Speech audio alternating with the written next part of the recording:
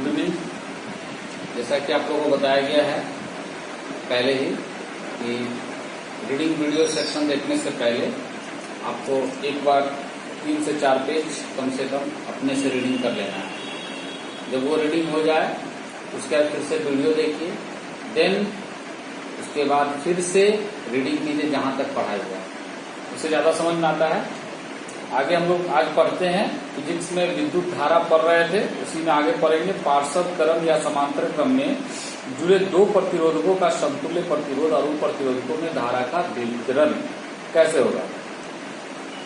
चित्र 4.17 में एक परिपथ दिखाया गया है, जैसा रास्ता दिखाया गया चित्र में, तो उसमें जिसमें दो प्रतिरोधकों जिनके प्रतिरोध क्रमशः R1 R2 है को पार्षद क्रम या समांतर क्रम में जोड़कर इस संयोजन को एक बैटरी से जोड़ दिया गया। यदि इस संयोजन का समतुल्य प्रतिरोध Rp मतलब पैरेलल हो गया इसलिए हो तो 1/Rp equal to 1/R1 plus 1/R2। इसको लघुत्तम लेंगे तो R1 R2 नीचे गुना हो जाएगा और ऊपर जुट जाएगा। इसी को यहाँ पे Rp बराबर लिखा R1 into R2 bye R1 plus R2।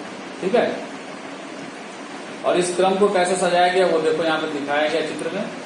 यदि परिपथ में कुल धारा I हो और दोनों प्रतिरोधकों में धारा क्रमशः I1 I2 हो तो I इक्वल टू क्या हो जाएगा I1 प्लस I2। इसमें जो धारा जा रहा है वो I1 I2 है, दोनों को जोड़ देंगे I1 I2 I बराबर हो जाएगा। ओम के नियम से R1 प्रतिरोध वाले प्रतिरोधक के दोनों सिरों के बीच विभवांतर V1 बराबर क्या हो जाएगा I1 R1 तथा R2 प्रतिरोध वाले को क्या हो जाएगा तो V2 बराबर I2 R2।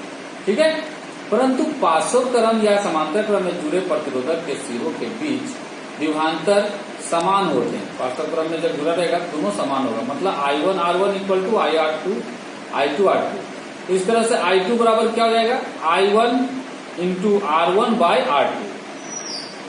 तो R1 बाय R2 जो होता है यहाँ पे जिस समीकरण में लिखा I equal to I1 plus I1 into R1 by R2, तो इस दोनों में I1 को कॉमन लेगा तो I plus R1 by R2। ठीक है, तो लघुत्तम लेगा तो क्या हो जाएगा, लघुत्तम लेने से क्या हो जाएगा 1 इंटू R2 तो जाएगा R2 प्लस 1 बाय R2। तो ये हमारा गुना में जब आएगा तो ये R2 हमारा I के साथ गुना हो जाएगा, वही लिखा है, और नीचे आ जाएगा R1 प्लस R2। तो इस तरह से तुम्हारा जो है ये I2 बराबर हो जाएगा, चाहे I1 बराबर हो जाएगा I equal to R1 by R1 plus R2। विद्युत धारा का ऊष्मीय प्रभाव, यह साधारण अनुभव की बात है कि जब किसी चालक से विद्युत धारा प्रवाहित की जाती है तब वह चालक गर्म हो जाता है, अर्थात विद्युत ऊर्जा का ऊष्मा में रूपांतरण होता है। इसे ही विद्युत धारा का ऊष्मीय प्रभाव कहते हैं। इसको क्या कहते हैं, विद्युत धारा का ऊष्मीय प्रभाव। यदि किसी चालक जैसे धातु के एक तार के दोनों सिरे को सेल या बैटरी से जोड़ा जाता है तो चालक के सिरों के बीच एक विभवांतर स्थापित हो जाता है। चालक के मुक्त इलेक्ट्रॉन चालक के उच्च विभव के सिरे की ओर त्वरित होते हैं, परंतु इन इलेक्ट्रॉनों की चाल लगातार बढ़ नहीं पाती क्योंकि वे अपने मार्ग में पड़ने वाले चालक के धनायनों से बारंबार टकराते रहते हैं। इससे उनकी चाल मंद पड़ जाती है। इस प्रकार विभवांतर के कारण इलेक्ट्रॉन को जो गतिज ऊर्जा प्राप्त करता है उसका कुछ भाग वे चालक के आयनों को देता है। इससे चालक की आंतरिक ऊर्जा बढ़ जाती है और इसके फलस्वरूप चालक का ताप बढ़ जाता है। तब चालक इस प्रकार से प्राप्त ऊर्जा को अपने अगल बगल की वस्तुओं में ऊष्मा अंतरण द्वारा वितरित करता है। इसका अर्थ यह हुआ कि चालक में प्रवाहित विद्युत धारा द्वारा उत्सर्जित ऊष्मा का परिमाण उसके द्वारा चालक के प्रतिरोध के विरुद्ध किया गया कुल कार्य के बराबर होता है। जैसे हम लोग कोई भी तार से जब करंट को ले जाते हैं तो करंट ले जाने वक्त में जब कोई उस तार से मान लो बॉल ही जल रहा है, पंखा चल रहा है, कुछ भी जल रहा है, अगर उसमें करंट जा रहा है और हम कोई भी चीज इस्तेमाल अगर नहीं करते हैं तो तार में तो करंट रहता है, आप छुओगे तो तार गर्म नहीं होगा, कुछ भी प्रकार से खर्च नहीं होगा। लेकिन जैसे ही हम पंखा चला दिए या बॉल जला दिए या कुछ भी चला दिए तो तुम देखोगे उस तार को छूकर कि तुम्हारा तार जो है थोड़ा थोड़ा ऊष्मा उसमें बढ़ने लगा। इससे आपको क्या पता चल रहा है कि जब वह तार में से ऊर्जा जा रही है तो वह अपने संपर्क में कोई भी वस्तु रहेगा उसको भी वह ऊष्मा प्रवाहित कर देगा। ठीक है। विद्युत धारा से उत्पन्न ऊष्मा का परिमाण, मान लिया कि किसी चालक PQ जिसका प्रतिरोध R है के सिरे के बीच विभवांतर V स्थापित किया गया है, जैसा कि चित्र में दिखाया गया, ठीक है। P और Q के बीच में R प्रतिरोध वाला जो है यहाँ पे लगा दिया गया है, तो इस तरह से सजाया गया है। और यदि चालक PQ में विद्युत धारा I समय t तक प्रवाहित होता है तो चालक के एक सिरे से दूसरे सिरे तक प्रवाहित होने वाले आवेश का परिमाण Q बराबर IT हो जाएगा। Q बराबर क्या जाएगा? IT। परंतु चालक के एक सिरे से दूसरे सिरे तक Q आवेश को विभवांतर V के अधीन ले जाने में किया गया कार्य हो जाएगा W बराबर QV। समीकरण 1 से Q का मान रखने पर W बराबर ITV, W बराबर क्या हो जाएगा? VIT। इसको सजा के लिखेंगे W बराबर VIT। परंतु ओम के नियम से V बराबर होता है IR, इसलिए V का मान अगर रखते हैं इसमें W बराबर VIT में तो V बराबर हो जाएगा IR और यहाँ IT तो I स्क्वायर RT हो जाएगा। दोनों गुना करने पर क्या हो जाएगा? W बराबर I स्क्वायर RT। तो इसको अगर हम लोग स्थितिज ऊर्जा में रखेंगे, ये W कार्य हो गया, अतः T समय प्रतिरोध R को पार करने में विद्युत धारा I द्वारा चालक में संचित आंतरिक ऊर्जा U बराबर क्या हो जाएगा? I square RT। यही संचित ऊर्जा चालक के अगल बगल की वस्तुओं को ऊष्मा के रूप में वितरित करती है या होती है। जैसे यहाँ पे दृश्य में दिखाया है, कार्य आंतरिक ऊर्जा या ऊष्मा का SI मात्रक जूल है, कार्य का और ऊष्मा का है ना, कार्य और ऊर्जा जो आंतरिक ऊर्जा है या ऊष्मा का SI मात्रक क्या है? जूल है। ऊष्मा का सीजीएस मात्रक कैलोरी भी होता है, तो 1 कैलोरी बराबर होता है 4.8186 जूल, अर्थात 4.2 जूल लगभग। तो अगर हम इसको जूल से देखेंगे तो आराम से हम इसको माप सकते हैं। किसी निश्चित समय में T में किसी निश्चित प्रतिरोध वाले चालक में उत्पन्न हुई ऊष्मा का परिमाण U उसमें प्रवाहित होने वाले विद्युत धारा I के वर्ग के समानुपाती होता है। किसी निश्चित समय T, कोई भी निश्चित समय T में किसी निश्चित प्रतिरोध R वाले चालक में उत्पन्न हुई ऊष्मा का परिमाण U उसमें प्रवाहित होने वाले विद्युत धारा I के वर्ग के क्या होगा? समानुपाती होगा, अर्थात U समानुपाती I स्क्वायर होगा। अर्थात किसी समय किसी निश्चित प्रबलता की विद्युत धारा I द्वारा निश्चित समय T के में उत्पन्न ऊष्मा का परिमाण चालक के प्रतिरोध के समानुपाती होता है, अर्थात U समानुपाती R हुआ। किसी दिए गए चालक में एक ही प्रबलता की धारा भिन्न भिन्न समय तक प्रवाहित करने पर उत्पन्न ऊष्मा का परिमाण धारा प्रवाह के समय T के समानुपाती होता है, अर्थात U समानुपाती T होगा। अर्थात 1841 में ब्रिटिश वैज्ञानिक जूल ने प्रायोगिक अध्ययन के आधार पर चालकों में विद्युत धारा के कारण उत्पन्न ऊष्मा के संबंध में उपयुक्त 3 नियम दिए थे, इसलिए इन नियमों को जूल का ऊष्मीय नियम कहते हैं।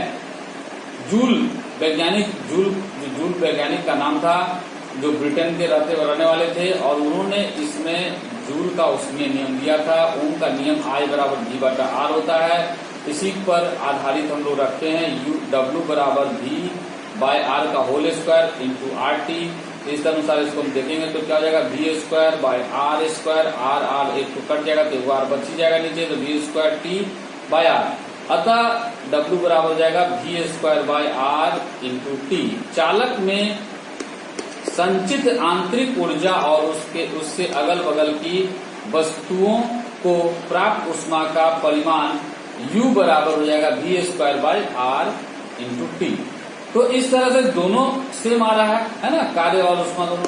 तो स्पष्ट है कि विभवांतर V तथा समय T के लिए उत्पन्न ऊष्मा का परिमाण चालक के प्रतिरोध R के व्युत्क्रमानुपाती कर्मानुपाती होता है। अतः यदि एक ही विभवांतर को 2 प्रतिरोधकों पर आरोपित किया जाए तो कम प्रतिरोध वाले प्रतिरोधक में अधिक ऊष्मा उत्पन्न होगी। बोल रहा है यदि एक ही विभवांतर को 2 प्रतिरोधक पर आधारित किया जाए तो कम प्रतिरोधक वाले जो प्रतिरोधक में होगा उसमें अधिक ऊष्मा उत्पन्न होगा।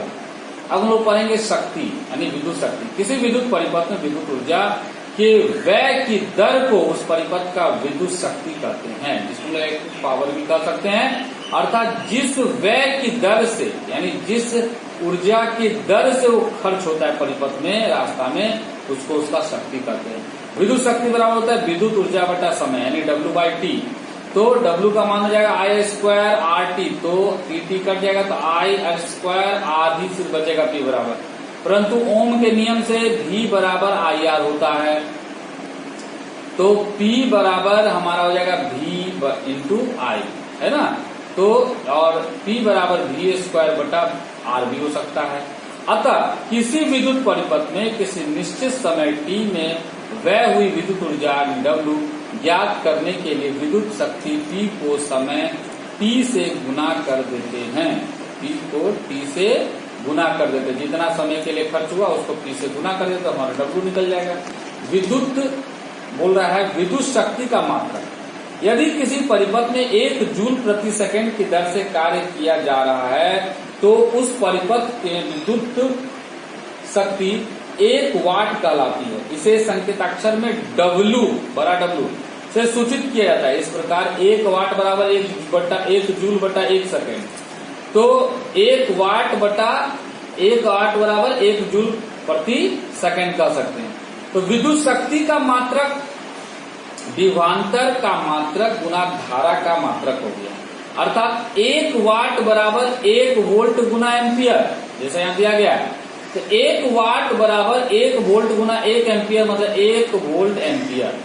तो 1 वोल्ट एम्पियर बराबर हो जाएगा 1 वोल्ट एम्पियर बराबर हो जाएगा 1 वाट, यहाँ जैसा कि दिखाया गया है।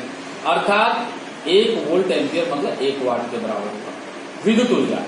यदि किसी बिजली के बल्ब 220 वोल्ट 60 वाट, जिसे अनुमातांक अर्थात रेटिंग कहा जाता है, लिखा जाए तो इसका अर्थ होता है कि यदि किसी मकान के विद्युत परिपथ में इसे लगा दिया जाए तो यह 220 वोल्ट के विभवांतर पर 60 वाट शक्ति का उपयोग करेगा, अर्थात प्रति सेकंड इस बल्ब के कारण 60 जूल विद्युत ऊर्जा का व्यय होगा। मतलब 1 सेकंड में 60 जूल ऊर्जा खपत हो रहा है। किस तरह से? अगर हम बल्ब जला दे रहे हैं 60 वाट का। तो विद्युत ऊर्जा के घरेलू तथा व्यावसायिक उपयोग के पठन के लिए जूल एक छोटा मात्रा है। जूल में जो लोग मानते हैं बहुत छोटा है। इसके लिए एक दूसरे मात्रक का व्यवहार होता है। यदि विद्युत परिपथ में 1 किलोवाट अर्थात 1000 वाट का इसका कोई उपकरण यानी उपकरण अप्लायंस जो हम लोग उपयोग करते हैं, जैसे हीटर लगाया जाए, तो इसे 1 घंटे तक जलाया जाए तो हम कहते हैं कि परिपथ में 1 किलोवाट घंटा विद्युत ऊर्जा का उपभोग हो रहा है। मतलब 1 घंटा में 1 किलोवाट ऊर्जा खत्म हो रहा है। 1 किलोवाट घंटा को 1 यूनिट विद्युत ऊर्जा कहते हैं। जो लोग कहते हैं ना मीटर में इतना यूनिट उठा, तो वही यूनिट को बोलते हैं 1 यूनिट विद्युत ऊर्जा हमको उठा। तो 1 kWh बराबर हो जाएगा 1 किलोवाट अर्थात 1000 वाट गुना 60 गुना 60 यानी 3.6 गुना 10⁶ वाट सेकेंड होगा। तो इसको जूल में भी लिख सकते थे, 3.6 गुना 10⁶ जूल। यानी मकानों में बिजली के मीटरों से बिजली को उपभोग का पठन बोर्ड ऑफ ट्रेड यूनिट यानी BOT यूनिट या केवल यूनिट लिखते हैं में लिखा जाता है। 1 यूनिट बराबर 1 BOT यूनिट मतलब 3.6 गुना 10⁶। अब देखो विद्युत धारा के उष्मीय प्रभाव का उपयोग। आखिर ये विद्युत धारा में जो उष्मीय प्रभाव होता है उसका उपयोग हम लोग करते हैं। विद्युत धारा के उष्मीय प्रभाव को हमारे दैनिक जीवन में विद्युत बहुत ही महत्वपूर्ण स्थान है। घरेलू उपकरण जैसे बिजली का चूल्हा, विद्युत इस्त्री, रूम हीटर, टोस्टर, निमंजन तापक जिसको हम लोग इमर्सन हीटर कहते हैं, सोल्डरिंग रॉड में विद्युत धारा के उष्मीय प्रभाव का ही उपयोग होता है। इन युक्तियों या उपकरणों के जिस भाग में विद्युत धारा प्रवाहित करने पर ऊष्मा उत्पन्न होती है उसे तापन अवयव कहा जाता है। तापन अवयव ऐसे पदार्थ से बने होते हैं होने चाहिए जिनकी प्रतिरोधकता बहुत अधिक हो। जो तापन अवयव हीटिंग एलिमेंट जो भी आएगा वो किस चीज का बना होना चाहिए? तो जिसकी प्रतिरोधकता बहुत अधिक हो, ताकि इसका साधारण लंबाई एवं मोटाई वाले तार का प्रतिरोधक अधिक हो और इनमें कम धारा प्रवाहित होने पर भी अधिक ऊष्मा उत्पन्न हो सके। दूसरा है गलनांक अत्यधिक उच्च हो, ताकि इनमें प्रबल धारा प्रवाहित होने पर उत्पन्न अधिक ऊष्मा से तापन अवयव पिघले नहीं। मतलब ये दोनों का एक गुण होना चाहिए। जो तापन अवयव हीटिंग एलिमेंट जो भी रहेगा उसमें पहला प्रतिरोधकता बहुत अधिक होना चाहिए, दूसरा गलनांक अत्यधिक होना चाहिए। ये नहीं कि टेम्परेचर आया बस वो गलने लगा। अधिकांश तापन अवयवों में निकेल 60%, क्रोमियम 12%, मैंगनीज 2%, तथा लोहा 26% और मिश्र धातु यानी लौह का नाइट्रोम बनाया जाता है का उपयोग किया जाता है, जिसकी प्रतियोगिता बहुत अधिक होती है और साथ ही इसका गलनांक भी अत्यधिक उच्च होता है। विद्युत तापक में नाइक्रोम के तार की कुंडली विद्युतरोधी पदार्थ जैसे चीनी मिट्टी, अभ्रक आदि के आधार पर फैली रहती है। कुंडलियों और विद्युतरोधी आधार पर का डिजाइन उपकरण के उपयोग के अनुसार होता है। अतः बिजली का चूल्हा, विद्युत केतली, विद्युत इस्त्री आदि का अपना अपना डिजाइन होता है, परंतु इन सभी के कुंडली में जब प्रबल धारा प्रवाहित होती है तब यह गर्म होकर उष्मा उत्पन्न होती है। जब भी ये कुंडली में विद्युत धारा उत्पन्न जाएगा, ये कुंडली में क्या होगा, गर्म होकर ताप देगा। विद्युत बल्ब में टंगस्टन के पतले तार की एक छोटी ऐंठी हुई कुंडली होती है। विद्युत बल्ब में क्या होता है, टंगस्टन का पतला तार, जिसे तंतु या फिलामेंट कहते हैं। यह तंतु मोटे आधारी तारों द्वारा धातु के दो स्पर्शकों, बटनों या स्टैंडों के जुड़े होते हैं। तंतु एक कांच बल्ब में बंद रहता है। बल्ब के अंदर निम्न दाब पर नाइट्रोजन और आर्गन जैसे निष्क्रिय गैसों का मिश्रण प्रायः भरा रहता है। इसके अंदर क्या भरा रहता है, निष्क्रिय गैस, है ना, जैसे आर्गन भरा रहता है इसके अंदर, और नाइट्रोजन। यदि फिलामेंट में से हवा माध्यम में धारा प्रवाहित कराई जाए तो यह हवा के ऑक्सीजन से अवशोषित होकर भंगुर हो जाएगा और टूट जाएगा। इसलिए फिलामेंट जिस कांच बल्ब के भीतर व्यवस्थित रहता है उसकी हवा निकालकर निष्क्रिय गैस भर दी जाती है। मतलब इसके अंदर कोई गैस नहीं रहेगा, सिर्फ निष्क्रिय गैस रहेगा। गैसों को निम्न दाब पर भरा जाता है ताकि संवहन द्वारा उष्मा की हानि कम हो। और जब भरा जाता है तो कैसे भरा जाता है, निम्न दाब पर, मतलब उसमें जो उसका प्रेशर रहेगा वो कम रहेगा। विकिरण द्वारा उष्मा की हानि को न्यूनतम करने के लिए तंतु का पृष्ठ क्षेत्रफल कम से कम होना चाहिए, इसलिए तंतु का कुंडलीकृत या कुंडलित आकार दिया जाता है ताकि उसमें किसी प्रकार का जगह या वह टंगस्टन का फिलामेंट इसलिए बनाया जाता है कि इसका गलनांक अत्यधिक उच्च होता है। टंगस्टन का जो फिलामेंट होता है इसलिए बनाया जाता है क्योंकि इसका गलनांक बहुत ज्यादा है। अतः यह बिना गले 2700 डिग्री सेल्सियस का श्वेत ताप, तप्त ताप प्राप्त कर सकता है। चूंकि टंगस्टन की प्रतिरोधकता बहुत कम होती है, इसलिए पतला और लंबा तंतु लेना पड़ता है ताकि प्रतिरोध अधिक हो और उष्मा अधिक उत्पन्न हो। इसलिए टंगस्टन का उपयोग करते हैं।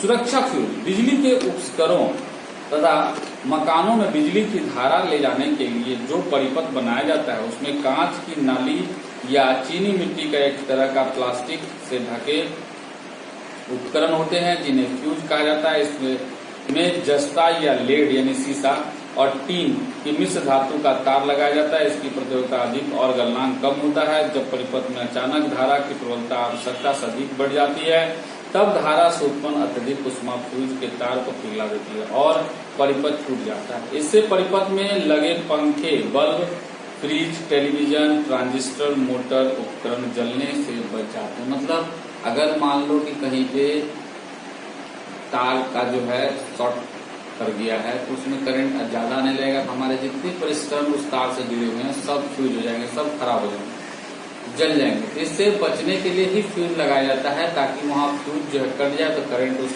उपकरण में नहीं जाए, तो क्या होगा, बच जाएगा। विद्युत धारा की प्रबलता के जिस मान पर पहुंचते ही फ्यूज गल जाता है उसे फ्यूज या फ्यूज तार का अनुमतांक यानी क्षमता कहते हैं। उदाहरण के लिए 5 एम्पियर की फ्यूज का अर्थ होगा कि धारा का प्रबलता 5 एम्पियर के बढ़ते ही फ्यूज तार कर जाएगा, यानी जितना एम्पियर का हम फ्यूज तार लगा रहे हैं उतना गलनांक उसका होगा। जब भी इसकी चालक से विद्युत धारा प्रवाहित होती है कुछ न कुछ उष्मा उत्पन्न होती है। यदि हम इस उष्मा का उपयोग नहीं करते तो यह ऊर्जा की बर्बादी है। कभी कभी किसी विद्युत उपकरण में इतनी उष्मा उत्पन्न होती है कि इससे वह उपकरण बर्बाद हो सकता है। इस प्रकार से उष्मा से उपस्कर को हानि न पहुंचे इसके लिए उस उपस्कर में ठंडक पैदा करने या उसके हानिकारक उष्मा के बाहर निकाल जाने का इंतजाम किया जाता है। उदाहरण के लिए टीवी सेट के कैबिनेट में हवा के बहने के लिए जाली बनी होती है। किसी उपकरण में जैसे कंप्यूटर में उनके अंदर के पुर्जों को ठंडा रखने के लिए छोटे छोटे पंखे लगे रहते ताकि वह हमेशा चलता भी रहे और ठंडा भी रहे, है ना, जिससे कोई भी चीज जलेगा नहीं। इस प्रकार से हम लोग का विद्युत धारा का लेसन आज कंप्लीट हुआ। इसके आधार पे जितनी भी आपका क्वेश्चन आंसर है उसको आपको क्या करना है, बना लेना है। और हम लोग जब भेजेंगे तो फेयर कॉपी में कीजिएगा। इस क्वेश्चन में बहुत सारा न्यूमेरिकल भी है जो आपके एग्जाम में आता है, ठीक है। और बहुत लंबा लेसन था, इसमें तुम्हारा बहुत सारा क्वेश्चन है जो एग्जाम में भी आता है, ठीक है। इसमें शॉर्ट क्वेश्चन भी है, उसको भी आपको पढ़ लेना है।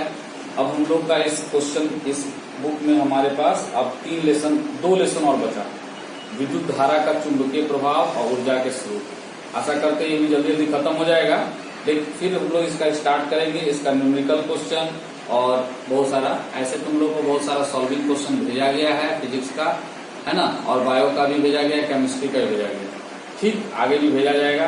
फिर से तुम लोग को याद दिला दे कि इस बार मैथ्स में हम प्रायिकता पढ़ाएंगे, ठीक है। आप लोग पढ़ के रहेंगे ताकि आपको तो समझ में ज्यादा आए।